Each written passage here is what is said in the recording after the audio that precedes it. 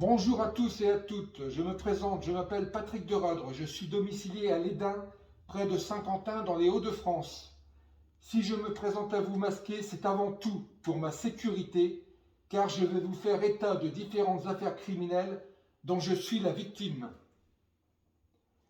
J'ai été victime sous forme d'une vendetta, pour exemple, d'actes de sabotage, d'une tentative d'assassinat au gaz couvert par des faux en écriture publique, d'une tentative d'internement punitif, de mobbing criminel au travail, de gang stackling, d'infiltration, de menaces, de chantage.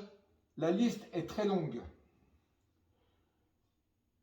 Je souhaite lancer en ma qualité de lanceur d'alerte une alerte, mais également un appel sur les réseaux sociaux afin que le plus grand nombre d'entre vous se mobilisent autour d'un thème commun, la corruption. Et enfin, je lance un SOS.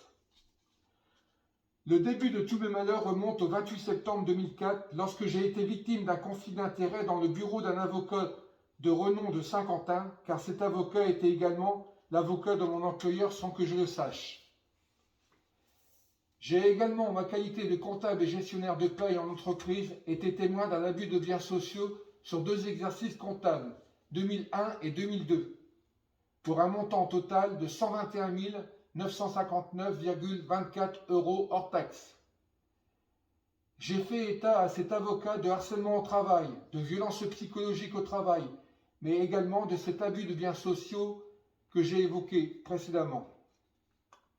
Cela fait maintenant 18 années, soit 6575 jours, que depuis cette mauvaise rencontre, je suis victime de représailles, tant dans ma vie privée que professionnelle.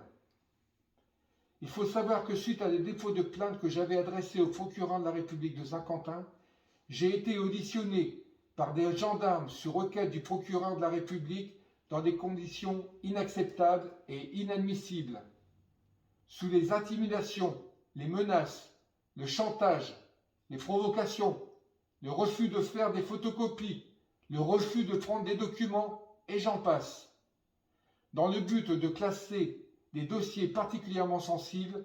C'est ainsi que fonctionne la justice de notre pays. Une justice entre copains, pour les copains.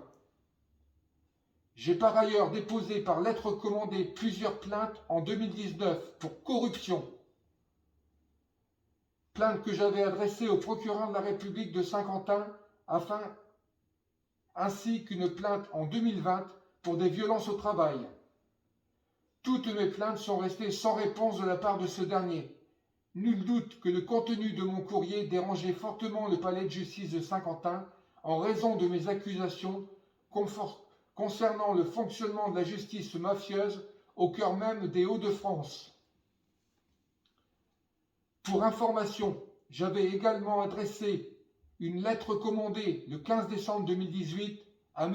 Nicolas Basselier, le préfet de police de l'Aisne de l'époque. Courrier resté également sans réponse de sa part, et ce malgré une relance émanant de 2 personnes qui soutiennent ma cause. Je souhaite dès à présent porter à votre connaissance mon site maisonnonconforme.fr, que vous aurez, si vous le souhaitez, la possibilité de visiter une fois que vous aurez visionné cette vidéo.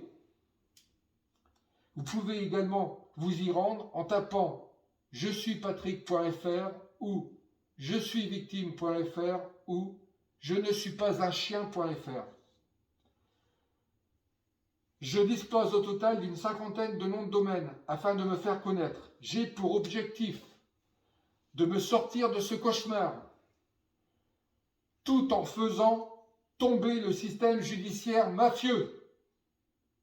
Car il s'agit bien là d'un véritable scandale d'État institutionnel, car je l'affirme avec force et détermination, la justice est bel et bien mafieuse. N'en déplaise à Monsieur le ministre de la Justice, Éric Dupond-Moretti, qui n'a pas cru répondre à ma lettre commandée du 13 avril 2021. La corruption est un sujet tabou, où la loi du silence règne en maître. Bien évidemment, je suis loin d'être la seule victime de cette corpomafia. Nous sommes des milliers dans ce cas à être victimes de persécutions criminelles par les réseaux judiciaires mafieux, et ce, dans une indifférence totale du pouvoir politique, mais également des médias, car ces derniers sont tenus au silence par les réseaux criminels. Je ne vous apprendrai rien en vous disant que les médias appartiennent à deux grands groupes.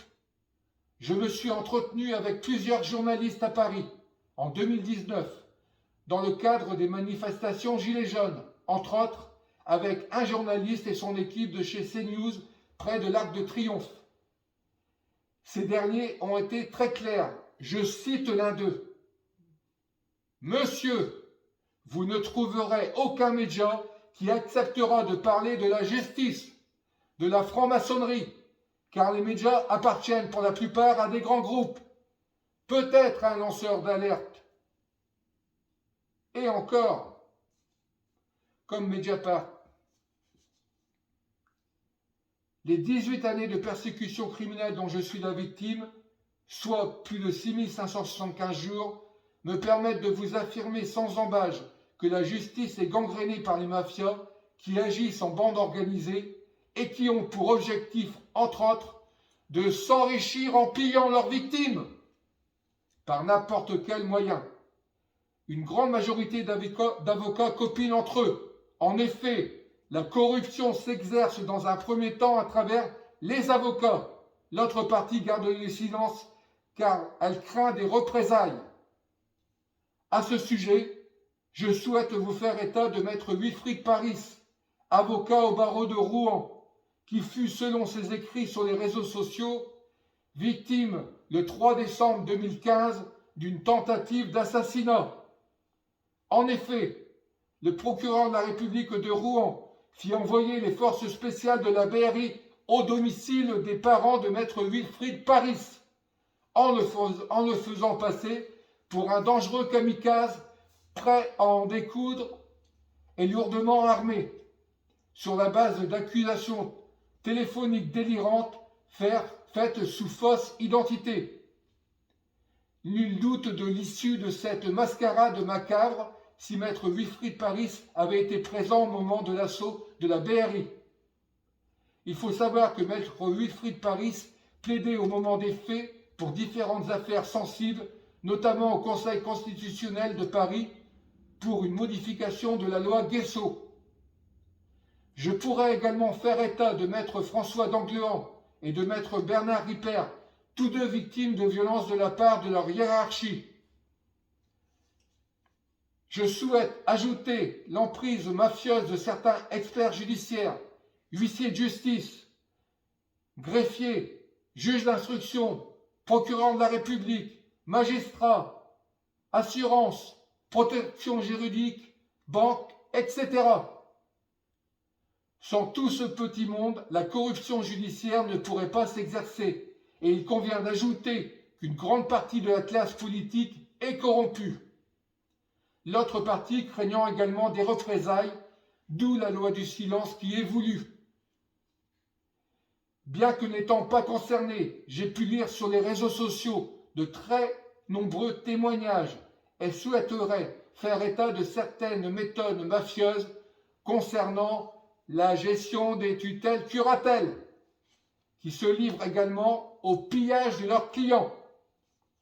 La corruption et le pillage judiciaire mafieux est sans limite. Elle est couverte par l'ensemble de la profession, les uns étant corrompus, les autres craignant pour leur vie et leur carrière professionnelle. Il faut savoir qu'une partie de la profession finit par démissionner car ne pouvant exercer son activité dans des conditions dites normales. En ce qui me concerne, depuis le 28 septembre 2004 jusqu'à septembre 2019, j'ai été victime en ma qualité de comptable et de gestionnaire de paye de mobbing criminel en bande organisée, de violences en réunion, de violences psychologiques, de complots afin de m'assigner en justice, de sorte que je sois condamné. En ce qui concerne ma vie privée, J'ai été victime dans le cadre de la construction de notre maison d'actes de sabotage. Car en effet, comment peut-on imaginer qu'un constructeur puisse oublier de mettre des fers pour relier le radier de notre sous-sol à notre maison, la rendant ainsi impropre au risque séisme?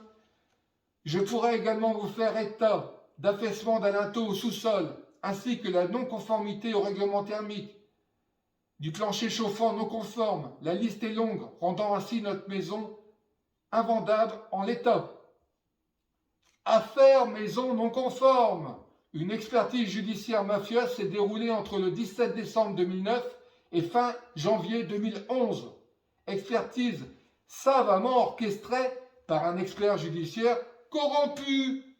C'est une traduction française. Mes avocats au service de la criminalité en bande organisée, avec la bénédiction de mon assureur de l'époque, la Massif, qui fut mon assureur pendant 25 ans et qui finit, suite à mes accusations de corruption, par mandater leur propre avocat de la direction de Compiègne.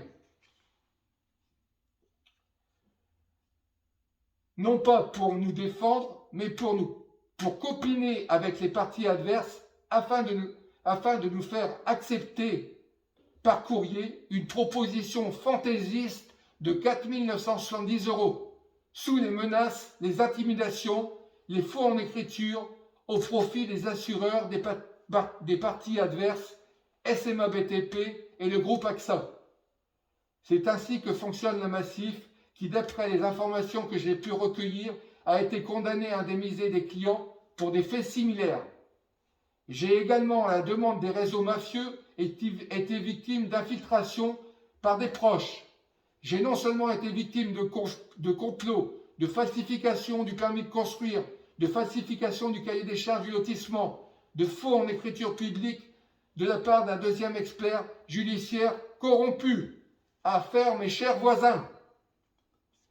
Victime dernièrement d'extorsion de fonds de plusieurs milliers d'euros, et dans la foulée d'usurpation d'identité, usurpation également lourde de conséquences.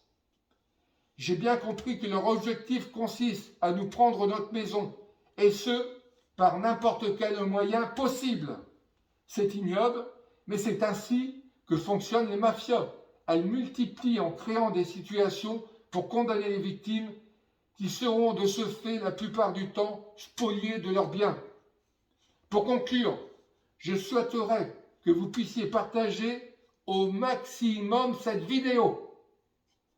Vous avez la possibilité de sauver des vies, car un très grand nombre de victimes de cette justice mafieuse finissent par se suicider, avec des conséquences dramatiques pour toute leur famille. Je n'ai pas la prétention d'apporter une solution à tous ces dysfonctionnements du judiciaire, mais la raison pour laquelle je lance un appel national en ma qualité de victime et de lanceur d'alerte, je souhaite reprendre la citation de Bernard Méry, avocat au barreau de Paris, qui a écrit à la fin des années 90 « Les nouveaux parrains ». La préface.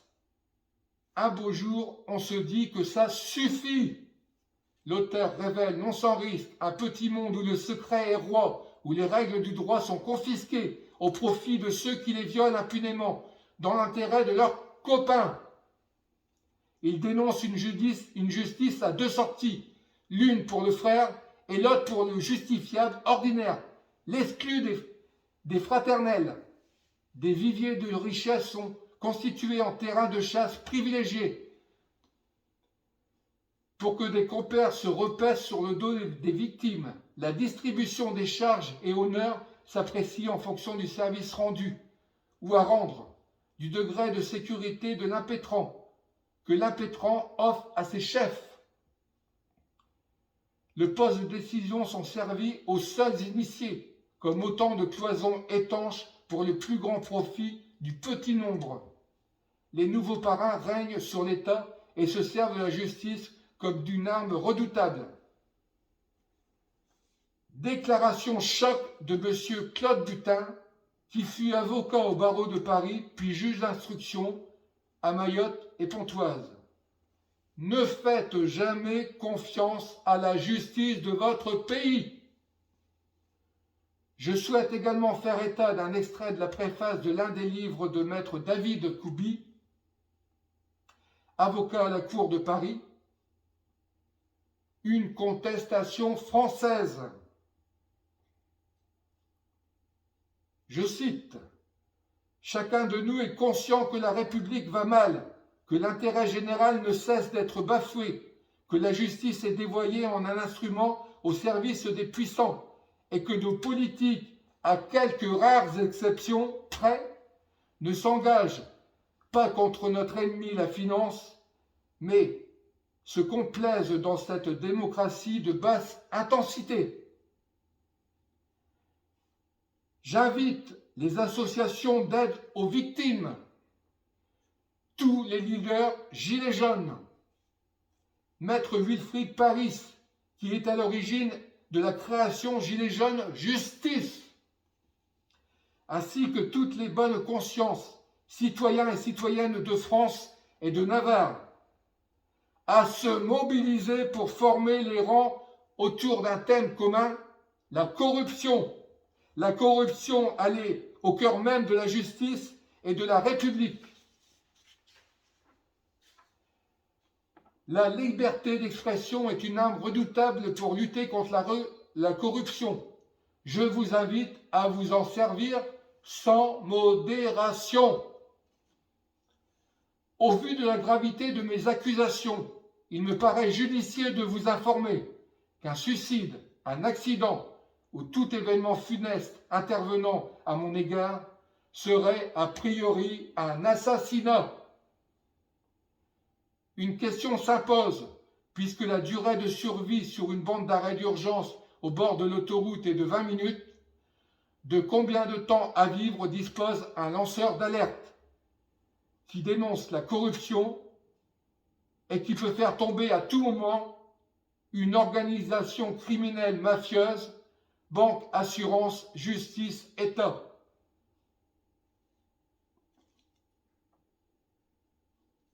Je souhaiterais vous faire justement état de l'article 222.1 du Code pénal.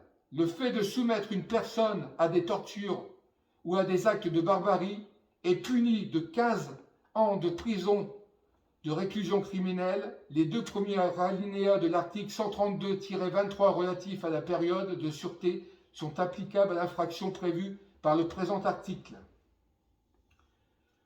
Pour finir, je souhaiterais, pour appuyer mes accusations, vous présenter, en fait, pour ceux qui ne connaissent pas, le livre que j'ai cité précédemment de Bernard Méry, Les Nouveaux Parrains. Un livre beaucoup plus récent d'Ernest Pardo, La supercherie judiciaire de la criminalité en col blanc à la criminalité en col noir. À ce sujet, il y a une page qui me semble intéressante, c'est la page 269. Alors 269, je vais la trouver, voilà, elle se trouve là. En fait, il s'agit d'un tableau qui décrit le processus d'exécution d'une victime.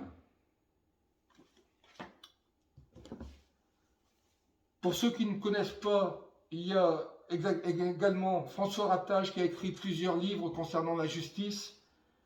L'un de ces derniers, Justice de merde, tome 1. Il y a aussi, toujours de François Ratage, La Terre est plate, affaire suivante. Je vous lis la préface. Avocat aux mafias, la situation est gravissime. En France, la profession d'avocat dispose d'un monopole légal pour défendre vos droits. Or, cette profession est tenue par des gens qui violent la loi et font taire leurs victimes en les menaçant. À tel point que les rares victimes osant témoigner ne le font que sous couvert d'un total anonymat, en dissimulant leur nom ainsi que leur prénom. En ce qui me concerne, je ne dissimule que mon visage. Il y a aussi le livre de David Koubi, Une contestation française. Je vous en ai parlé et lu quelques paragraphes au niveau de la préface. Donc David Koubi, Une contestation française, qui a également rédigé un manifeste, La Charge, dont je vous lis la préface. Le seul gouvernement qui puisse fonctionner est un gouvernement au service du peuple, dirigé par le peuple et contrôlé par le peuple.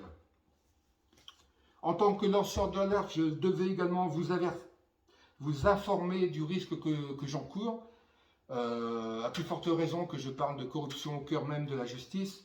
C'est un livre qui a été écrit par une journaliste, Florence Hartmann, lanceur d'alerte. Ils risquent leur vie pour protéger la nôtre.